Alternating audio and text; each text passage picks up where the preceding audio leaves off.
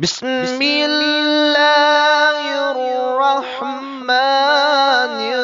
الرحیم قل هو اللہ احد من الشیطان اللعین الرجیم بسم اللہ الرحمن الرحیم الحمد للہ رب العالمین وصلی اللہ علی محمد وآلہ الطیبین الطاہرین المعصومین یا اللہ یا رحمان یا رحیم یا مقلب القلوب ثبت قلبی علی دینک ربنا افرغ علینا صبرا وثبت اقدامنا وانصرنا علی القوم الکافرین۔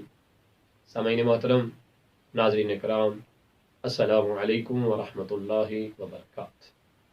یا علی مدد علیہ الصلاۃ والسلام۔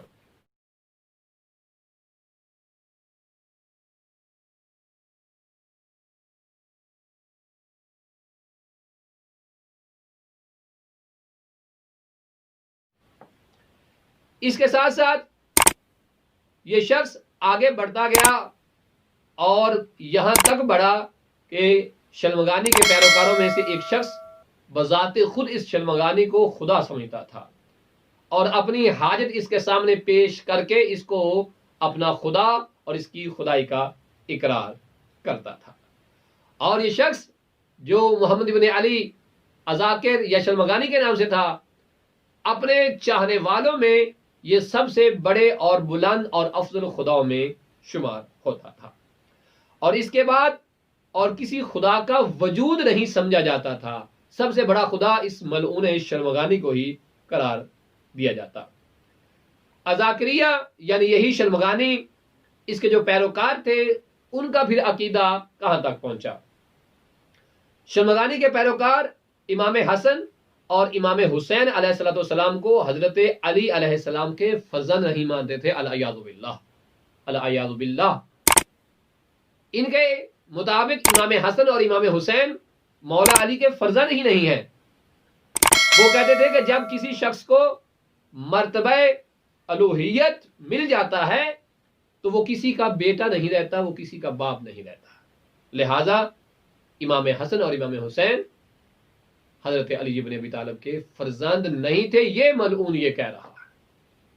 اس قدر اس کی جسارت جو ہے وہ بڑھ جاتی ہے۔ اس کے بعد اس طرح کے بہت سارے اور بھی خرافات اور فاسد عقائد کی بنیاد رکھی اس ملعون نے۔ ایک بات بڑی قابل غور ہے اور اسی پہ ہم بات کو ختم کریں گے کہ شلمغانی کا عقیدہ کیا تھا۔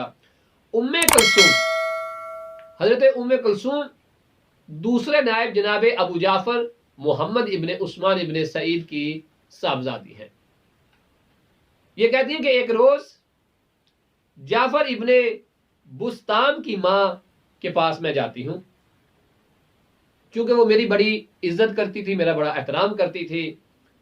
جب میں اس کے پاس گئی تو وہ میرے قدموں میں گر جاتی ہے۔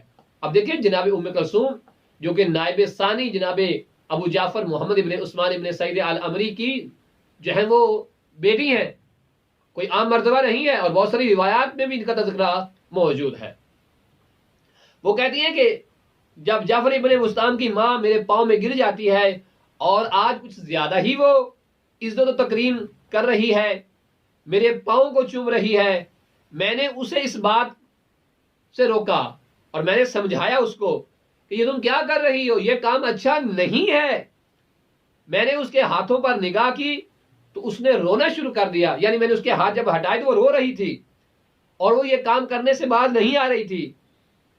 تو فوری جب میں نے اسے روکا تو مجھے کہتی ہے کہ اے میری خاتون فاطمہ، العیاذ باللہ۔ جب اس نے مجھے فاطمہ کے نام سے پکارا، میں نے کہا وہ کس طرح؟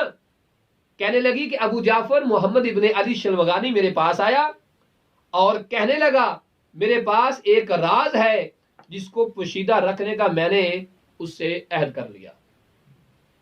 کیا راز ہے؟ کہتی ہے اگر وہ فاش ہو گیا تو گناہگاری ہوگی۔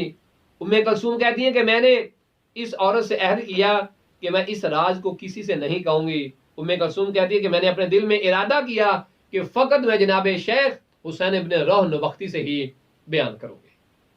اب وہ راز کیا تھا؟ ام کلثوم کہتی ہے کہ اس عورت نے یہ بھی کہا کہ شلمغانی نے کہا ہے کہ محمد رسول اللہ صلی اللہ علیہ وآلہ وسلم کی روح تیرے باپ یعنی محمد ابن عثمان ابن سعید میں حلول کر گئی ہے، العیاذ باللہ۔ یعنی یہ فتنہ ذرا زمین محترم، یہ فتنہ ذرا اس پہ غور کیجئے گا کہ شیعوں کے اندر ہر دور میں کس طرح کے لوگ آئے ہیں اور اپنے آپ کو شیعہ متعارف کروا کے قوانین الہی، قوانین شریعت محمد والے محمد کی کس طرح سے ان بدبختوں نے دھجیاں اڑا دی ہیں، کس طرح سے پامال کیا ہے توحید کو، کس طرح سے پامال کیا ہے تعلیمات آل محمد کو ان بدبختوں نے۔ اور یہ فقط اس دور کا مسئلہ نہیں ہے، ہر دور میں ایسے فتنے موجود ہیں کہ جو اپنے نفس کی خاطر، دنیا کی جا طلبی کی خاطر مذہب آل محمد کو ہر دور میں قتل کر رہے ہیں، کچھ کلموں کے ذریعے سے، کچھ خنجروں کے ذریعے سے، اور کچھ ایسے فاسد عقائد بیان کر کے مذہب آل محمد کے چہرے کو لوگوں کے سامنے بگاڑ کے پیش کیا جا رہا ہے۔ اس کے آگے شلمغانی نے مجھے آگے کہا، یہ عورت کہہ رہی ہے کہ محمد رسول اللہ صلی اللہ علیہ وسلم کی روح تیرے باپ ابو جعفر محمد ابن عثمان میں منتقل ہو گئی ہے، اور امیر المومنین علی ابن ابی طالب علیہ السلام کی جو روح ہے وہ شیخ ابو القاسم حسین ابن رو میں منتقل ہو گئی ہے۔ اب اندازہ لگائیں کہ رسول اسلام کی روح اس بدبخت نے کیا متعارف کروا دیا کہ جو امام زمانہ کے دوسرے نائب ہیں ان میں، اور مولا متقیان کی روح تیسرے نائب میں منتقل کر دیا، العیاذ باللہ۔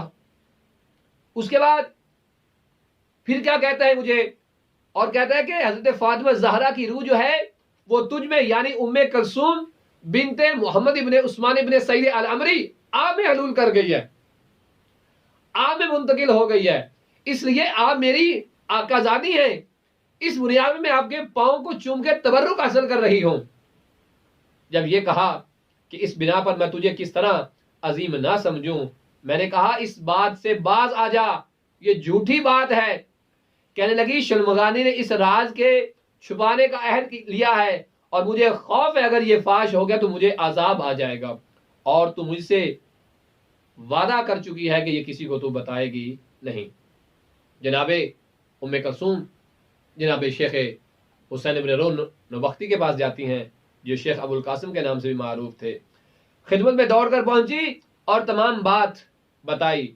چونکہ ان کو مجھ پر اعتماد تھا لہذا انہوں نے اس بات پر اعتبار کیا اور کہا اب اس عورت کے پاس کبھی نہ جانا، اور اس کے بعد مجھے منع کیا۔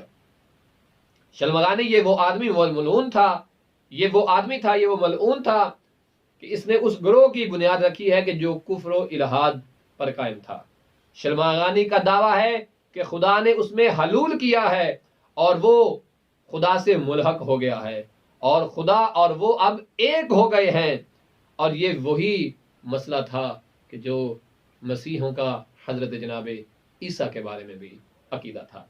اس قدر ملعون شخص اس کے انہی عقائد اور خرافات کی وجہ سے، انہی باتوں کی بنیاد پر امام زمانہ حضرت قائم آل محمد علیہ السلام نے ایک توقیع لکھی جس پر شلمغانی پر لعنت کی، اور اس سے دور رہنے کے سلسلے میں جناب حسین ابن روح کے ذریعے سے اس توقیع کو صادر کیا۔